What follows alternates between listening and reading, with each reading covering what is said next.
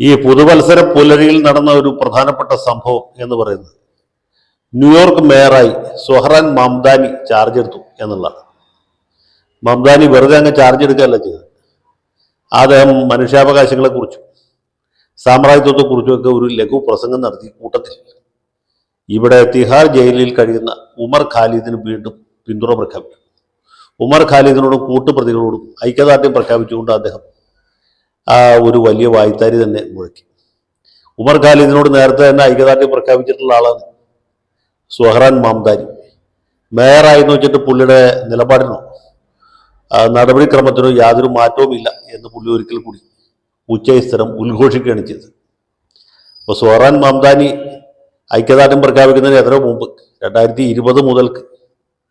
2020 ജനുവരി ഫെബ്രുവരി മുതൽക്ക് ജയിലിൽ കഴിയുന്ന ആളാണ് ഉമർ ഖാലിദ്. അദ്ദേഹത്തിൻ്റെ കൂട്ടുപ്രതിയായിട്ടുള്ള ഷർജിൽ ഇമാം, വേറെ 3-4 പേരും കൂടിയുണ്ട്. ഇവർ അന്ന് മുതൽ ഇന്ന ദിവസം വരെ ജയിലിൽ കഴിയാണ്. അവരുടെ പേരിലുള്ള കുറ്റമല്ല ആരോപണം എന്ന് വെച്ചാൽ 2020 ഡൽഹി കലാപത്തിന് പ്രേരണ നൽകി അതിന് ആസ്പദമായ പ്രസംഗങ്ങൾ നടത്തി ആളുകളെ അക്രമത്തിന് പ്രോത്സാഹിപ്പിച്ചു, പ്രേരിപ്പിച്ചു, രാജ്യത്തിനെതിരെ കലാപം അഴിച്ചുവിടാനായിട്ട് ആഹ്വാനം ചെയ്തു എന്നുള്ളതാണ്. ഇവരുടെ ജാമ്യ ഹർജികൾ പലതവണ വിചാരണ കോടതി അതുപോലെ ഡൽഹി ഹൈക്കോടതിയെ തള്ളിയതാണ്. ഒടുവിലത്തെ ശ്രമം എന്ന രീതിയിൽ സുപ്രീം കോടതിയിൽ ഒരു ഹർജി കൊടുത്ത് കപിൽ സിബലിനെ തന്നെ എൻഗേജ് ചെയ്തു.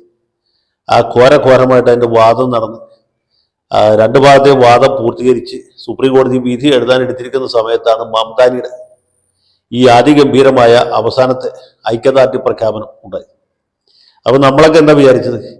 ന്യൂയോർക്ക് മേയറായിട്ട് ഒരു ഇന്ത്യൻ വംശജൻ സൊഹ്റാൻ മംദാനി ചുമതലയേറ്റ സാഹചര്യത്തിൽ ബഹുമാനപ്പെട്ട സുപ്രീം കോടതി അദ്ദേഹത്തിൻ്റെ ഒരു അഭിപ്രായം കൂടി കണക്കിലെടുത്ത് ഈ 2 ചെറുപ്പക്കാർക്കും ഉടനെ തന്നെ ജാമ്യം അനുവദിക്കും എന്നാണ്. മാത്രമല്ല ഇവർ 5 കൊല്ലത്തിലധികമായിട്ട് ജയിലിൽ ഉണ്ടെന്ന് കഴിയുകയാണ്. 2020 പോയതാണ്, 2026 ഏതാണ്ട് 6 കൊല്ലമായി. ഇങ്ങനെ ഒരു മനുഷ്യാവകാശ ലംഘനം, ഒരു ഭരണകൂട ഭീകരത ഈ രാജ്യത്ത് നിലനിൽക്കും. അന്ന് കപിൽ സിബലിനെ പോലെ അതിഗംഭീരനായ ഒരു വക്കീൽ വലിയ ലോ പോയിന്റ്സ് ഒക്കെ ഉന്നയിച്ച് ആർഗ്യൂ ചെയ്യുമ്പോൾ ന്യായമായിട്ടും മാന്യമായിട്ടും സുപ്രീം കോടതി അത് പരിഗണിച്ച് ഒരു ജാമ്യം കൊടുക്കേണ്ടതല്ലേ? കൊടുക്കുമെന്ന് തന്നെയാണ് ഞാൻ വിചാരിച്ചത്. പ്രത്യേകിച്ച് മംദാനി കൂടി ഇടപെട്ട സാഹചര്യത്തിൽ കൊടുക്കാതിരിക്കാൻ നിവൃത്തിയില്ല.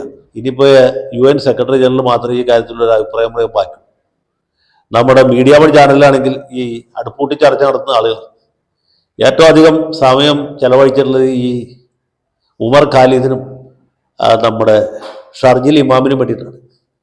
ഇതിൽ ഒരാൾ ശരിക്കും പറഞ്ഞാൽ ഈ വെൽഫെയർ പാർട്ടി എന്നറിയപ്പെടുന്ന ഫെയർവെൽ പാർട്ടിയുടെ ദേശീയ പ്രസിഡന്റിൻ്റെ മകനും കൂടിയാണ്.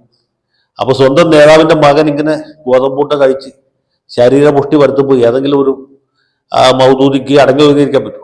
അത് വേറെ ആരെങ്കിലും ആണ് പോട്ടെ നോക്കി. നമ്മുടെ ദാവൂദിന് ഒട്ടും സഹിക്കാൻ പറ്റില്ല. ദാവൂദ് ഏറ്റവും അധികം വായിലെ വെള്ളം പറ്റിച്ചിട്ടുള്ളത് യഹിയ സിൻവർ കഴിഞ്ഞാൽ പിന്നെ ഉമർ ഖാലിദിന് വേണ്ടിയിട്ടാണ്. അപ്പോൾ ഈ മീഡിയ വൺ ചാനൽ ഇത്ര അധികം സമയം അതിൻ്റെ പ്രൈം ടൈമിൽ ചെലവഴിക്കുന്നു. മാധ്യമം പത്രം നിരന്തരമായിട്ട് മുഖപ്രസംഗം എഴുതുന്നു, അച്ചടി മഷി വറ്റിക്കുന്നു, പത്രസ്ഥലം ഇതിനു വേണ്ടി അപഹരിക്കുന്നു. എല്ലാത്തിനുപരി സൊഹ്റാൻ മംദാനി ഇവർക്ക് ജാമ്യം കിട്ടട്ടെ, ഇവർ സ്വതന്ത്രരായി കാണട്ടെ എന്ന് ആശിക്കുകയും ആശംസിക്കുകയും ചെയ്യും.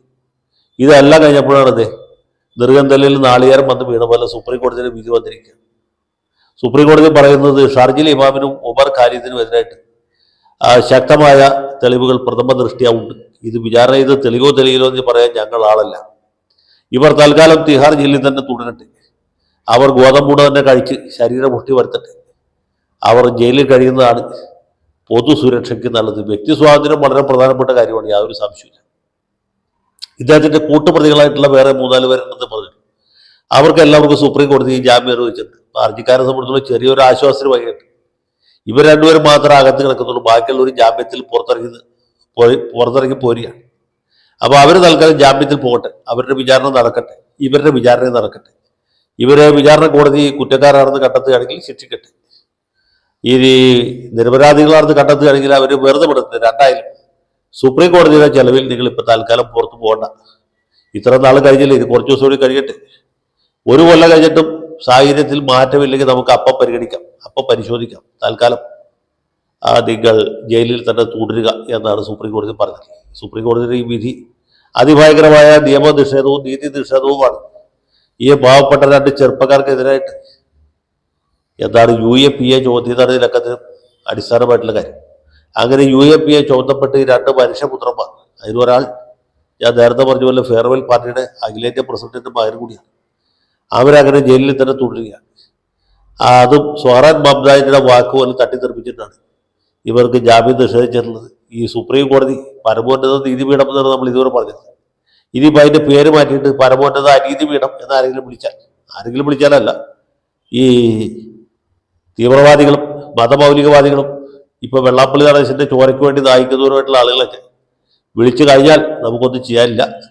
ഏതായാലും ഇത് വലിയ ഭരണകൂട ഭീകരതയായിപ്പോയി എന്ന് പറയാൻ യാതൊരു ന്യായവുമില്ല. ഇനിയിപ്പോൾ സുപ്രീം കോടതിയെ ദൈവം തന്നെ രക്ഷിക്കട്ടെ. ഉമർ ഖാലിദിനും ഷാർജിൽ ഇമാമിനും ഈ കുറച്ചു കാലം കൂടി ഗോതമ്പുണ്ട കഴിച്ച് ശരീരം ശക്തിപ്പെടുത്താനുള്ള അവസരം കൈവന്നിരിക്കുന്നു. അവർ രണ്ടുപേരും പ്രത്യേകമായിട്ട് അഭിനന്ദിക്കുന്നു. അതോടൊപ്പം തന്നെ മംദാനിയെ അഭിനന്ദിക്കുന്നു. അദ്ദേഹം ഇനിയും ഇതുപോലെയുള്ള പ്രസ്താവനകൾ നടത്തി ഇവരുടെ ജയിൽവാസം കുറച്ചു കാലം കൂടി നീട്ടിക്കൊണ്ട് പോവുകയാണെങ്കിൽ പോകട്ടെ. ജയ് ഹിന്ദ്.